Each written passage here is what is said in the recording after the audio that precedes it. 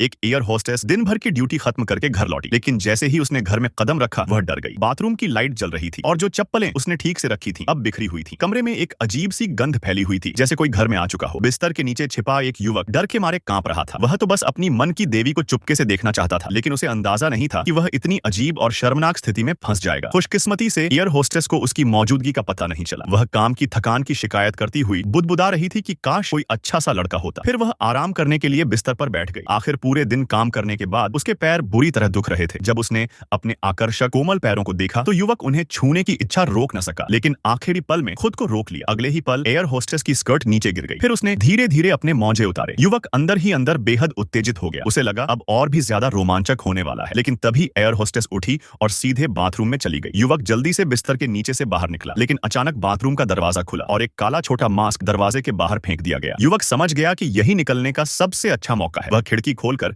अपने बगल वाले कमरे में लौटना चाहता था, लेकिन फिर सोचा इतना सब देखने के बाद अब कैसे चला जाए। किसी अजीब जुनून में वह धीरे धीरे बाथरूम की ओर बढ़ने लगा। वह अभी कल्पनाओं में डूबा ही था कि अचानक बाथरूम का दरवाजा खुल गया। एक पल के लिए दोनों की नजरें मिली। दोनों वहीं जड़ हो गए, लेकिन एयर होस्टेस ने न तो घबराहट दिखाई न ही चीख पुकार मचाई। तभी एक चेहरे पर अजीब भाव वाला आदमी अंदर आया। माहौल अचानक बेहद तनावपूर्ण हो गया। जैसे जैसे वह आदमी पास आता गया युवक डर के मारे पीछे हटता गया। उसी पल अलमारी का दरवाजा खुला। धड़ाम की आवाज के साथ कुछ गिरा। मुड़कर देखने पर पता चला कि वह एक सड़ी गली लाश थी, जिसे भयानक बदबू आ रही थी। युवक पूरी तरह घबरा गया और डर के मारे जमीन पर गिर पड़ा। इसी बीच उस आदमी ने जिप खोली और अपनी पैंट से एक भारी लोहे की गेंद निकाली। एयर होस्टेस झुंझलाकर बोली कि फर्श गंदी मत करना। लोहे की गेंद के लुढ़कते ही खून चारों ओर बिखर गया। युवक की वहीं मौत हो गई। उसने कभी नहीं सोचा था कि प्यार की तलाश में उसे अपनी जान की कीमत चुकानी पड़ेगी।